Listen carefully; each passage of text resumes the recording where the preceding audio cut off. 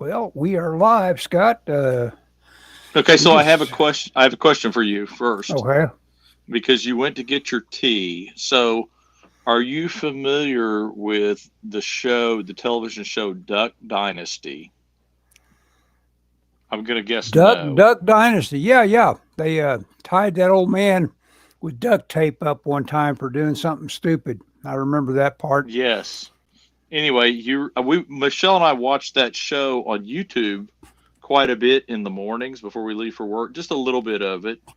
And the older man, the oldest man, Uncle Si, always drinks tea, and it reminded me of that everywhere he goes, he carries a tea jug with him.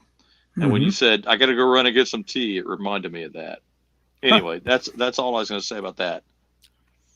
Yeah, Terry But Bradshaw. anyway, Terry Bradshaw is a pal of theirs, and I forget who it was. yep, Some comedian that was was telling a story that they would take him to this certain spot where the fish always hit, but they had to yep, blindfold him and all that yep. stuff. You've heard that story, okay? That's I've heard that. We'll see. Okay, so the father, Phil, kind of the guy that started the duck call business, Uh huh. he played football in college, and he was pretty good. And apparently, he quit because he wanted to go. It interfered with hunting season. Uh huh. And Terry Bradshaw was his backup, and supposedly Terry Bradshaw was like, "This guy's better than I am." And Terry Bradshaw wanted to go fishing with him, and he said, "I'll only take you to my spot if we blindfold you." So I mean, Anyway, uh, We'll never know if that's just exaggeration or not. It's a fun story. yeah, exactly. Well, we've heard it more than one place now, though. Yeah, That yeah, means something. yeah, Cooperation. yeah. What's the word? I don't know. Anyway, Yep. so I bought my a brand new Windsor Newton Series 7 because my old one was splitting on me, and I'd had it for probably since '98. Now I hadn't used it a lot Mm-hmm. because I didn't ink any. I bought it. It was one of those tools. If you're gonna make comics, you have a Windsor Newton Series Yep. 7, Yep. and so but I didn't use it a lot because I didn't ink a lot of stuff. And I thought, man, that'd be perfect for this, and it was giving me fit, so I bought it. This was actually cheaper than the one I bought in '98 or '97 or whatever it is back in the Cheaper. '90s. I paid $25 for that one and shipping, and I bought it online. And well, I tell you what I did. I At work we put an order in, and I said, hey, we're going to order enough to get free shipping. Can I throw a brush in if I pay for it? And that's how I remember it was $25. So I Mm-hmm. did get free shipping. I got it from Amazon. I got this one I got from Amazon, which I hate to advertise for because they don't pay us, but I got it from Amazon, and it was $19, and I got the next day, so I got it faster than the one. Well, I might. What's funny is I've been watching this. I should identify him if I'm going to talk about it instead of saying the guy. But basically, there's this artist that does a lot of the role playing cards. You know, the Oh yeah, World of at the Met. Warcraft. Yeah, Oh, those okay. guys. Yeah. And I'm watching his tutorials on YouTube, and he's the guy. You know, I've been in the hunt for how did Frazetta do this? How did Frazetta do that? Yeah. Well, this guy answers all those questions with his methodology. It's Oh, obviously I see. how you do it. And, it's just a godsend to have this guy out there with all his videos. And Yeah. I mean, almost every time he just repeats his process. It's like, I will be the most patient person in the world as you learn as you watch my videos, and it's a kick because it's so doable. But I say it's doable, and obviously you aren't going to get up right. to doing Frazetta just because you know how he did it. Right. There's more than just the knowledge. Oh yeah, oh a lot more, so much more. But But the knowledge helps. the knowledge will help. Absolutely. Um, So I was going to tell you the story about my cousin. I don't know. I can't remember how much I told you in the. Nothing, So, just that quick little email. well, I wanted to give you the heads up because I want to shock you when I told you this. Yeah, that would have been shocking. Okay, so to get our viewers, anyone that might be watching up to speed, I have a cousin who is my wife's age, which is a year. My wife's a year older than me, so his cousin's about my age, and she showed up out of the blue at my grandfather's funeral a couple of years ago. It was about 3 years ago, and she didn't drive. Somebody and one of my nephews went and got her. She contacted my sister through social media, and they went and got her, and she didn't drive. So I said, well, I'll drive you home, take her back to her house, and after the funeral and the dinner and all that jazz, and because my nephew couldn't do it, my nephew had to go to work, and so I took her, and on the way she was telling me how she didn't have food for her dogs. And she told me she was on disability because she had seizures, so she was on disability. Anyway, so I said, well, I can't let your dogs go hungry, and so I said, let me stop at the store here and we'll buy your dog some food. And she was reluctant, but I did it. Well, then when I got to her house, her apartment, I realized she didn't have a refrigerator. And I was like, how are you living without a refrigerator? You don't drive, so how are you living without a refrigerator? And she said, well, I have friends that will take me, and I pay them $20, and they'll run me to the store every couple of days. And I have an ice chest. And I was like, Hmm. that is ridiculous. So I know, and my wife and I had an extra refrigerator, like a small dorm refrigerator. And so I gave her that. We took that refrigerator to her, Hmm. and we kind of started helping her, and I don't want to say we adopted her, but we kind of did.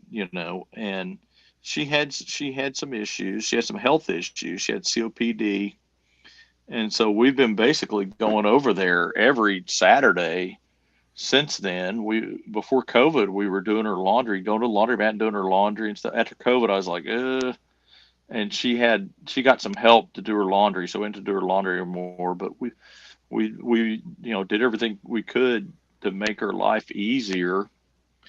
And Saturday, I was signing my comic book at a local shop, and the and she called my wife ended up taking her to the hospital. Well, she was in pain. She was in stomach pain earlier the day when we went over there, and it was back. And so we took her to the hospital, which was not uncommon. We had done that multiple times. Multiple times we've been late night at that hospital down there by you, on Western.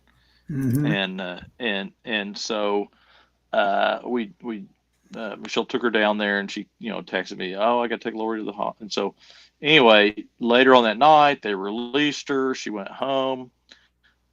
Next day she sent me this very garbled text, and I was like, Lori, are you okay?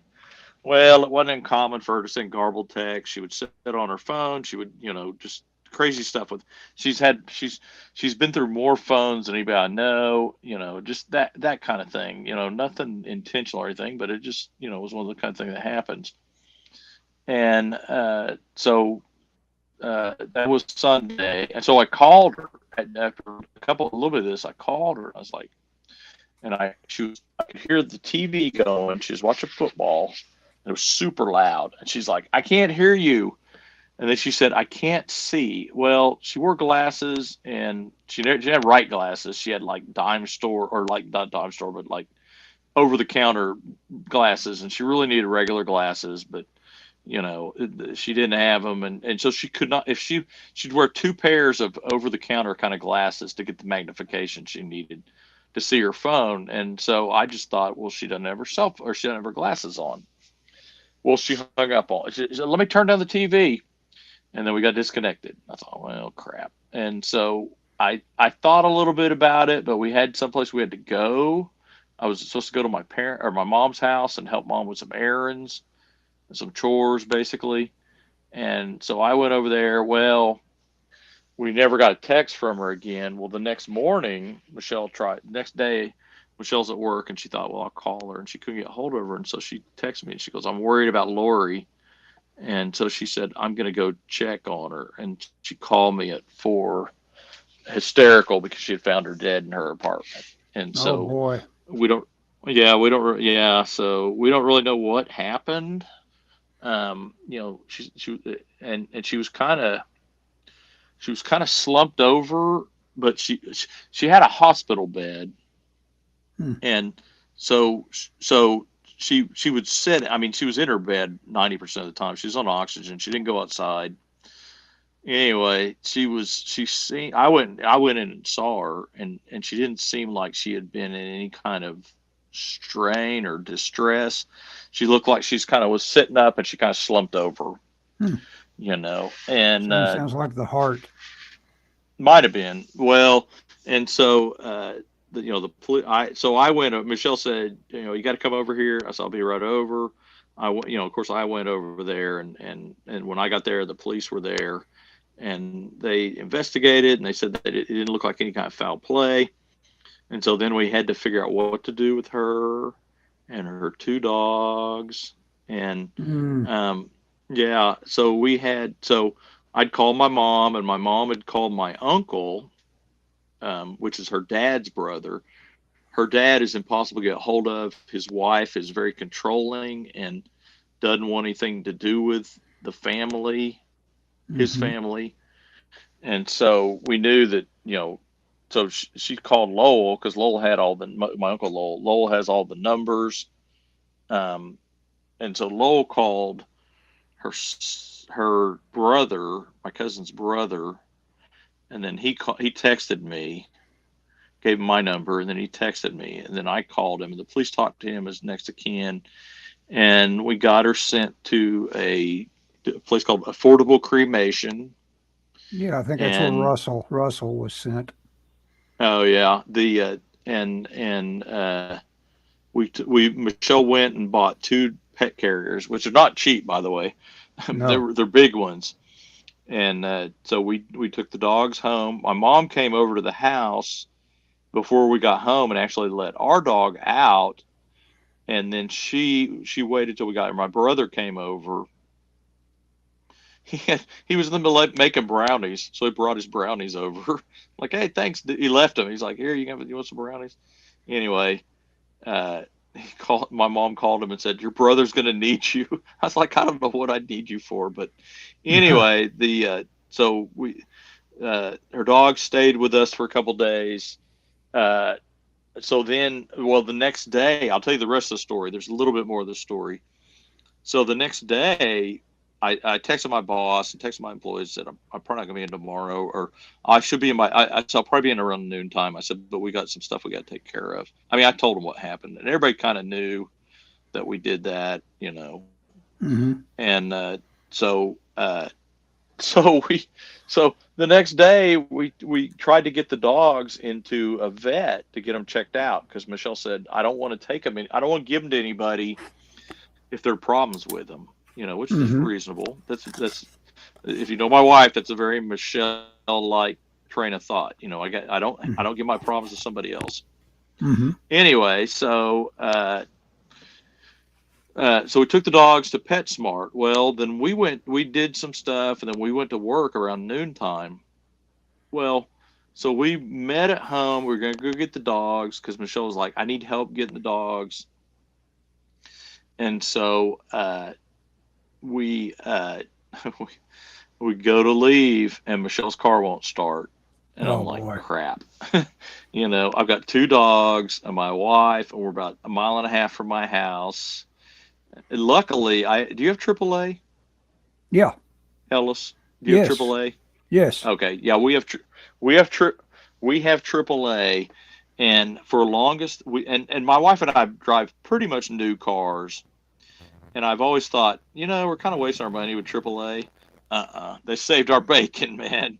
Oh They yeah. came Yeah. Yeah. out and jump started her car, and they tested the battery, I probably could have said, no, I don't, it'll be fine. But she was going someplace that next day. She's going up to Guthrie for work, and they said, well, the battery isn't necessarily testing bad, but it's probably not going to get better. Yeah. And so So they had a battery there. I bought a battery. It's $200, which is a little pricey, but not too bad. I mean, Yeah, battery's probably ought expensive. I don't know to. if you bought one Yeah. lately. Well, I did. I bought one probably about 5 years ago. It seemed like it was only about 80 or something like that.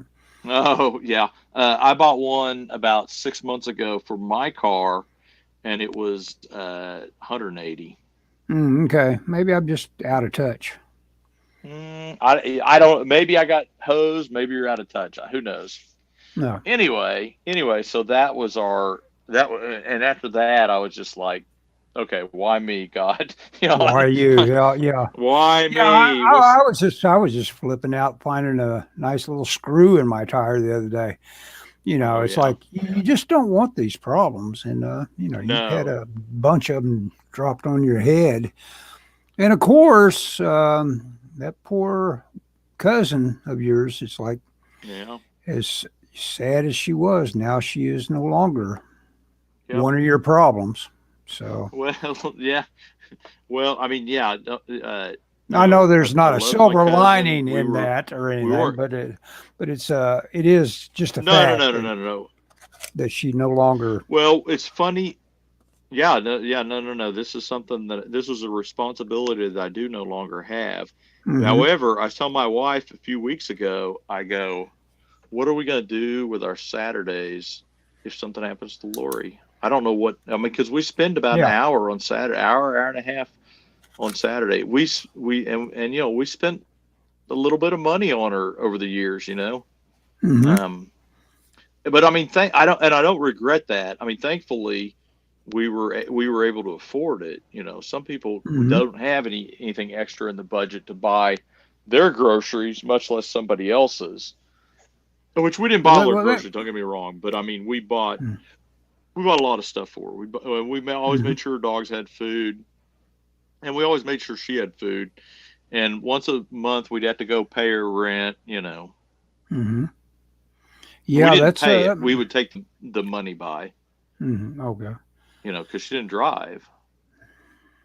Yeah, it sounds like But so she was mainly she had a pretty bad respiratory thing going on, huh? From smoking or what? yeah, she had COPD. Okay. Well, it's funny you say that because I always assumed it was from smoking, but she was very quick to tell me it was from work. She worked for a while removing asbestos, Oh well, so it may she have not probably been. she should have Yeah, that she may have been missile. mesothelioma. Yeah, yeah, yep. She should have. Maybe, probably. I don't know that was ever diagnosed officially. Uh, I'm through using my brush, so I'm gonna wash it out. But uh, she should have, maybe. Should have You checked it. know. Hmm. Yeah, I don't. It seems like she told me that one time she got a settlement. It was not much, and it was a long, like one of those like, oh, it's $10,000, which in the scheme for some people, $10,000 would be like, oh my gosh, but in the scheme of things, it's not a lot of money when you're talking about a lifetime illness. Yeah, your health. Yeah, your health has just been shot to hell. Yeah, what's that worth? Right. Yeah. Exactly. Anyway. So that was. Oh, but the good part. Let me tell you the good part of this because I've reached out to her brother, and actually he reached out to me, and I told him, I said, here's my idea. I said, Michelle and I don't know where she's at because they took her. I didn't know exactly where she was at, and I told him where I thought the name of the place was, and this was Monday night. I sent him a text. I said, so my idea is this. We'll find out where she's at. I said, Michelle and I will pay for the cremation, and if you guys want to put together a service or something, whatever you want to do with that, you can have her ashes. Whatever you want to do after that, I'm good with it. It's. Hmm. And he reached before we had a chance. He found the place, paid him. He paid for it. So I emailed him, was like today. I was like, hey, I told you I'd pay for this, and I saw we show it on their website and you've already paid for it. And he goes, no, you guys have done enough for her. I'd like to do this. Mhm. And so that saves me about $1,400, which, I mean, I have it, so it's not that big a deal, but that was nice of him to do. That using that spare money, I'm gonna order that Ray Bradbury book. Yeah, yeah. It that looks Barry like was talking about. must have that.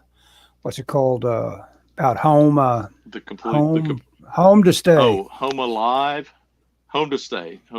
Yeah. Mhm. Anyway, so I'm probably gonna buy that. I have my eye on a hat I want to buy. I'm gonna reach back out to the shadow guy to see. Are you going to buy a hat for your for reference for the spider? No. Oh, okay. but it's a hat I found when I was looking at that village hat shop thing I was telling you about. They got some good looking hats there. I'm going to take my sweater off so I'm earphoneless here for a second. Okay.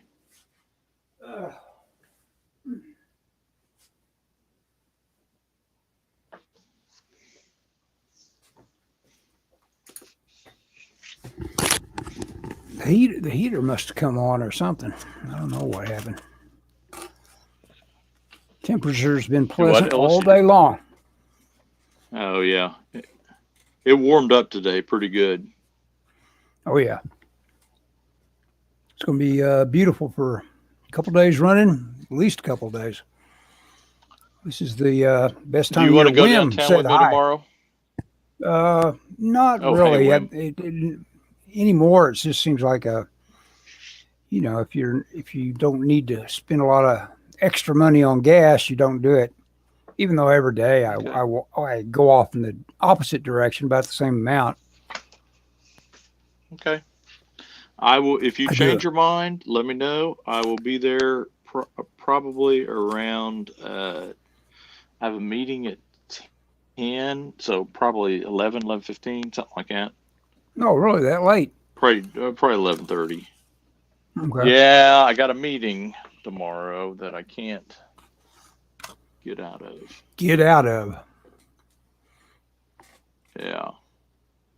I don't get out of them much anymore. It seems like I am a prisoner. Yeah, I don't have any. I put this one brush aside. This brush is just fine. It's you can tell that's not going to come to a point that you can use it. It's all chewed up pretty good, but it looks kind of like pointy and all that, but it's great for something like detail with oil paints. And that guy that I was telling you about, that I wish I could think of his name off the top of my head. I could find him pretty quick in my history on YouTube, I'm sure. I'll find his name here. Sure. But when he shows the materials he uses, and you realize I have been a rule following idiot. It's obvious that the only kind of brush that these people that I admire that do oils are using are fine little sable brushes. That's obviously the only way you'd get what they're getting. And but because I've heard the rule, you don't want to use sable brushes. Don't go with, that's not something that goes with oil painting, supposedly. It's like, no. Oh, really? Well, yeah, because it tears them up quick. Not a natural. It's not a natural fit. Watercolor is what you use a nice sable brush for. Sure. But that's not, that's just something people say. It's true enough, but it's not a hard law that if you want to be Norman Rockwell, you're listening to, or Frank Rosetta or anybody else, Yeah.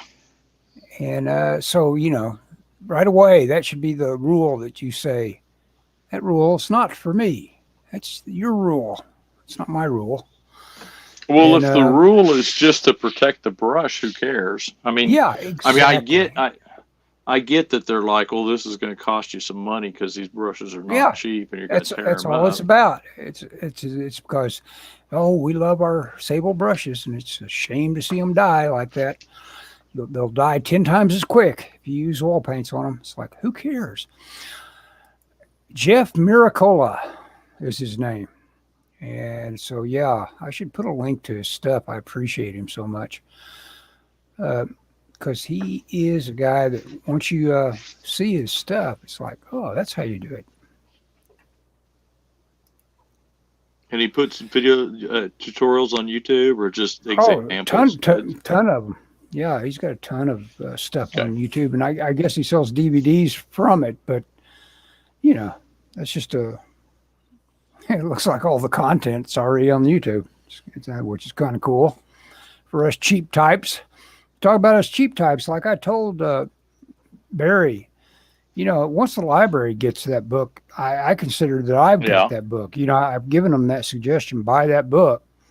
And then if they do buy it, you know, I'll have it checked out maybe 3 times like before you have it.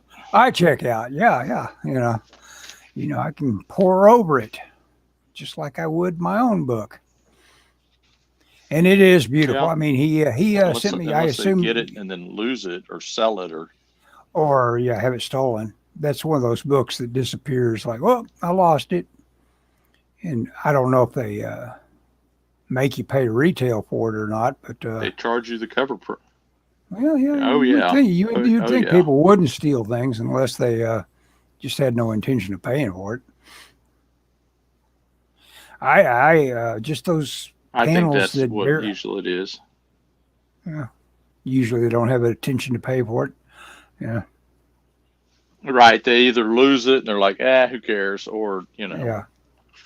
And the library anymore, they don't fine you if you're late. So, you know, you could just say, I don't know what they do. You have to be extraordinarily late for they even impinge on your card. Mm-hmm. Which I hate. Why? Because you wanted to hear about your being late, or what? Because that sounds like a reality. Well, no, all these poor people. When I go to we can't. When I go to check out a book, I don't. Yeah.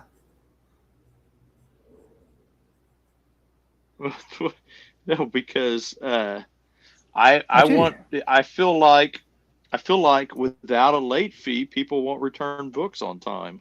Oh, that's probably true. And, I have. And it kind of jams up the system. Mm-hmm.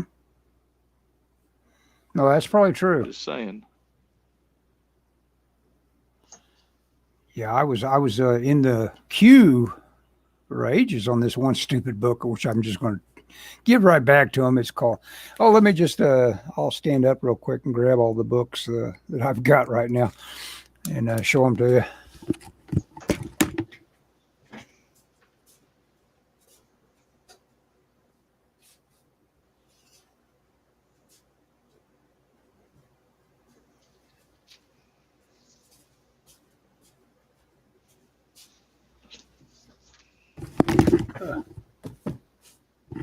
Oh.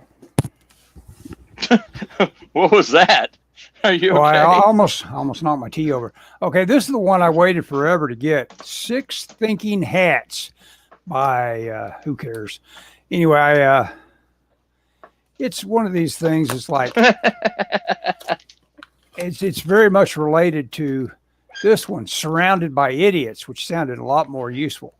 But it's got the same kind of color coding. So it gives a color code for people's personalities, you know, black, green, blue, and black, red, white, yellow. And it describes the personality you're dealing with. And that's the same that's true here. I think he only deals with 4 color codes. Yeah, red, bold and brash, type A's, yellow, true social butterflies, green, the mild, the most selfless of the bunch, and blue with keen minds. That's probably me. I'm probably a blue. I say as being more likely to study things to death. That sounds like me anyway. So anyway, both of these, I'm just going to skim them and give them back. But of course, the ones I've got to worry about, and I've got another one coming, is these babies with the red tags on them. interlibrary loans, and I got My Wicked Wicked Ways, an autobiography of Errol Flynn, which I'm really enjoying. It's pretty Yeah. thick. It's pretty Yep. thick. And then I've got this baby, which I really wanted to dig into. Boy, it's got some water damage to it. It's so water damage. I think it's almost like on the level of mold damage at this point. But the CIA and That's funny. the CIA and the That's cult of funny. intelligence. That is funny that you got that. I remember seeing that book on the rack, that Earl Flynn book. Does our library not have that? I thought I read it once from our library. I guess maybe they got. I thought they did, but I had to get it in their library. I didn't see it. Maybe I'm just bad at checking stuff out or something. Maybe I should go with you tomorrow and see if we find that at the library. But anyway, it's really well written. Hang on. But I tell you what, I just finished returning Ellis, what? Hang on. You're really breaking up. Let me see if I have any apps open. I think I don't know you if it's do. on my end. I think it is on your end. I've seen you flicker a bit. Not to mention your delay. It seems like we're always dealing with this. Like, hang on just a second. You being so delayed, we really can't talk. Well, it's difficult. Yeah. Okay. I think that fixed it. Maybe. Okay. Maybe not. Can you hear me? I hear you. I'm sorry. I should have instantly acknowledged that since we were trying to get a new level of communication going. Sorry about that. Yeah, it's like, can you hear me? Yeah. I guess there is a delay. Yeah. Well, you didn't say on my phone. I'm bad about leaving apps open. You didn't say, "Can you hear me?" instantly. You said that should work better. And then at that point, I should have said, "Yeah, it works better," or whatever. But I can't tell the difference, But I can tell the difference if you fall in and out. This guy's got a long neck. Yeah, looking at Al Williamson's, God, that guy could. He was just amazing, and I'm I do having the issues on my end. Okay.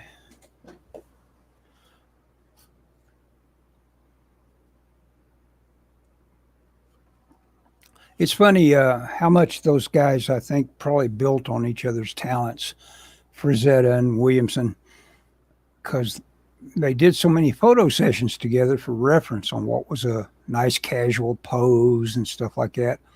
So a lot of what they took out of being in the Flegels just went through all the rest of their careers in terms of like,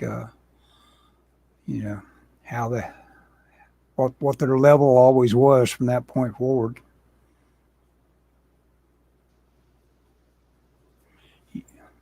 There is self-taught, which is the only way to learn stuff. Basically, everybody has to teach themselves everything they know, on some level or other. But then there is getting around people that are quite the mentors, and I can't imagine being around Al Williamson and Frank Frazetta as mentors. That would be something.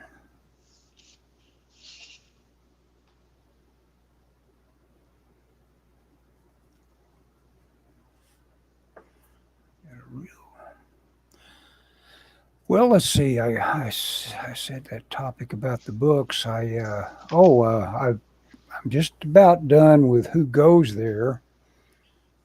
Really cool guy, this Ed French. Look up Ed French on YouTube if you want to hear some cool genre fiction being narrated. Oh, that's cool. I want to buy that book. I think I'm going to buy that book. I want that book. I guess it goes all the way to being a novelette. Surely they would include some other stories with it, I would think.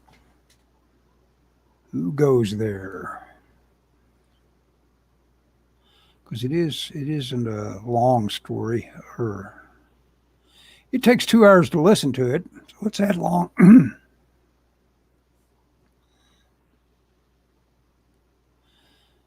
What else was I? Oh yeah, Man from Uncle. Lately, I just uploaded something. I don't know if you have seen my Instagram feed lately, but I loaded this thing that should be a blooper, but it was left in, and it's like for whatever reason, old Robert Vaughn is just cracking up at Mr. Waverly. It's just breaking him up, and he's having to hide his laughing behind his hand.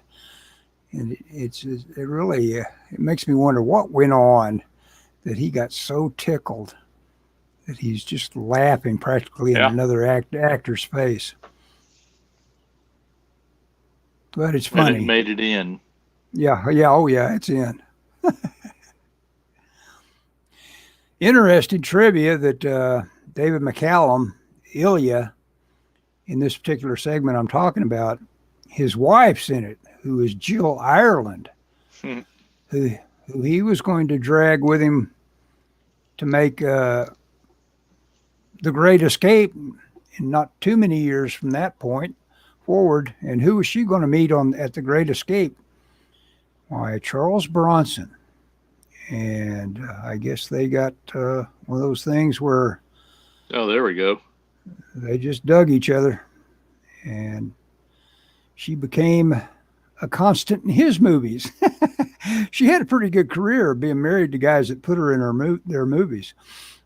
She did all right. Right up until the time she died of breast cancer, pretty damn young. I don't think she was quite 50 or something like that. Yeah. Yeah, it's bad.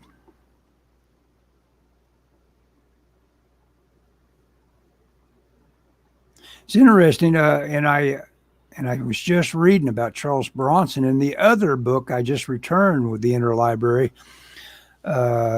called Life of a Rascal by Robert Blake, talking all about his career. Yeah. And I had to skip through lots of it. He gets very,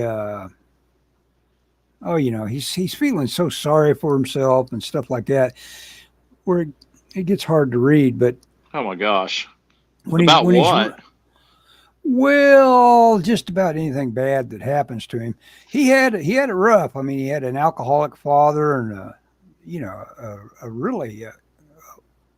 family that was basically just draining the life out of a kid that, obviously had the energy and the charisma to be getting parts in great films, Oh, you know what? This one thing I was really looking forward to in his Wicked, Wicked Ways, Errol Flynn's book, is I've always heard about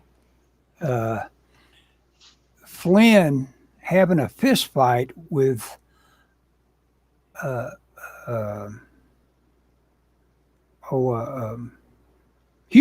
John Huston, the guy who directed the thing about the Sierra Madre, Treasure Sierra Madre. Oh yeah, Treasure of the Sim. Yeah, and he had a fist fight because, and what's funny about their fist fight is like, oh, this is perfect. Well, you want both these guys just to pound each other to death, because both of them, and Flynn talks about in the book right away. He says, "I'm a bully." He talks about, he just couldn't help himself. Oh no. If he was a little larger than somebody, he always kind of like couldn't help asserting himself that way. I think he kind of gets over it a little bit later in life, but once a bully. But Houston was also a bully. There's lots of stories about Houston where he basically, you're around a dinner table and he decides this guy right here needs to be. Let's see if I can make him cry. Basically, just give it to you with both barrels, and he, I think he got Truman Capote that way. Whatever suited him. Yeah, and it's like, that's a guy being maybe a little tougher than he needs to be on people around him. So, the story is that he was talking about somebody that Flynn knew, and Flynn says, and he was talking down, dissing him, basically doing a lot of that kind of stuff that Yeah. he's used to doing. And Flynn said, "I know this man, and by God, you will not talk about him like that." And I forget who suggested it. Says, "Well, we can step outside if you don't like it." One of them did, and they went outside and did it. Now, Houston has always had, or for a long time, we were talking about breathing problems. I think he's always had a little bit of a breathing problem, so I don't know how much of a fight it was, but it was described as being quite a fight. Houston, when he was younger, was a boxer and stuff, and of course Flynn is quite the brawler. So yeah. it was apparently a fight. Earl Flynn, man. Right. I would imagine, wasn't Earl Flynn a football player at UCLA or something like that? No. Yeah, that's what's one of the more interesting things about him. He's being raised in Tasmania when he was a kid, his formative years, and he talks about. It's almost painful to read where his father, the guy that is a doctor, is going into the woods and bringing out Tasmanian tigers, and may have, in fact, euthanized them to dissect. And of course, these things are extinct now. And it's like, wait. And of course, he's not writing about it like this is an extinct creature. He's writing about just reminiscing. He's not like saying it's a shame to have been part of that. Oh, yeah. In fact, it's been fairly recent history that it was announced the tigers were extinct. So it's like, so your dad was tromping on. And that's true for a lot of these science conservationist kind of things. It's like sometimes they do a little more harm than good trying to, get their knowledge base built up. It's like, you sure you couldn't just look that up? Maybe you don't have to dissect that critter. Yeah. Right. A lot of that nature film stuff, of course, was always fake. You got to put them in a couple of cages and then pit them against each other if you want a really good fight for the cameras. Oh, sure. I mean, you're not just going to get a tarantula and a wasp randomly run across them fighting. You're going to have to stick one in a cage, hang on, get the lighting right, and see if you can get them to fight. Yep. I bet you can if you do it right. Only one can survive. Yep. And it wouldn't have happened if we hadn't been here. Yeah, no doubt. Well, this is kind of fun. I'm using a CP wash. Let me put this to use when I do a transfer later. Try to get a quick rough drawing that I can paint over. That's the deal. This guy that I was talking about, that guy. What's his name again? Oh, I've got it right here. Got it. Jeff Miracola, like Miracola. He, when you see how many times he scrubs in a wash over an already established painting he's got in, and it just like almost eliminates what he's been up to. And he just, like he says, it just adds a texture. Now, I probably will never be that experimental where I just almost am starting over time after time, but I am going to at least get a little bit deeper on how I do washes and stuff when I do oils. They're not really called washes. They're called glazes. Glazes, yes. Thank you. You're welcome.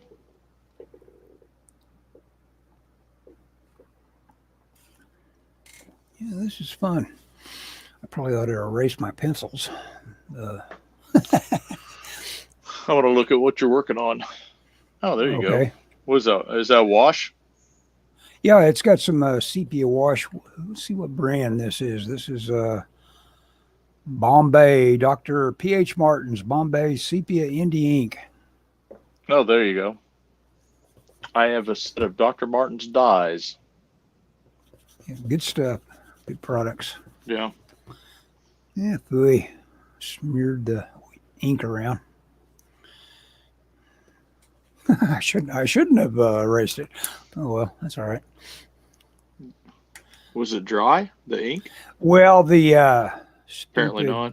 stupid ballpoint pen wasn't dry, so I smeared it a Oh. couple of places. I went around it with lines. I did another one. I'm into nude gawky. Well, he's got on leotards, I guess. Okay. That's good. I just bought a pair of those compression. Well, I'm used to seeing them as compression shorts, but I've been seeing these guys around the park that have these compression long johns on, And I thought, now, do those really Oh, keep yeah. you Yeah. do those keep you warmer? And so Oh, I may gosh. Yeah. I may go in my short pants for a lot longer. I'll wear those compression long johns over my short pants and maybe for a while anyway, until it gets really cold. Over your short pants or under your short pants? Well, your regular walking pants, and then they've got those compression shorts, Yeah. which are, of course, are real tight fitting. You don't want anything under them. They're Right. basically underwear. Yeah. Yes.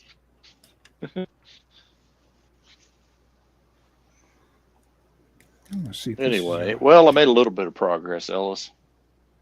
how's that going? Do you only work on it on Thursdays? You know what? This is a series. I have been. I definitely have been this week. Oh, it is? There you go. Yeah, I'm looking at it. This one with tape on it is one of my Winsor Newtons. Good. It's good to get some use out of them. It's stupid thinking all the stuff I've got laying around saying, oh, that's too good to use. No, it's not. Use it. Yeah, exactly. Use it. Yep. Well, like I say, I've been watching Definitely. those Man from Uncles. Yeah. Have you seen anything lately that's entertained you?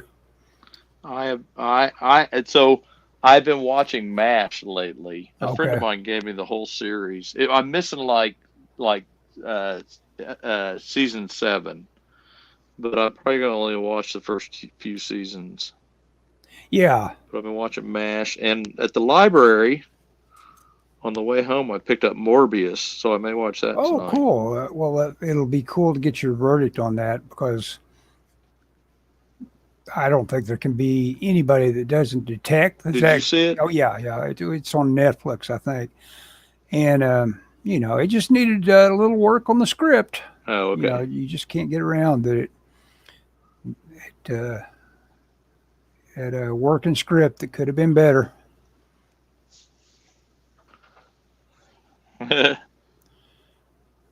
Yeah, it's got its share of hate, that's for sure. Yeah. Well, and I guess that bleeds over into the weird hate that Jared Leto kind of has. I don't know why so many people don't like him. I guess he's done enough work of characters they wanted to be done differently. That Yeah, it is kind of weird. I mean, I don't particularly like him, but boy, people just hate him. yeah, he's been involved with depicting enough characters. There are enough guys that put that kind of anger into celebrities.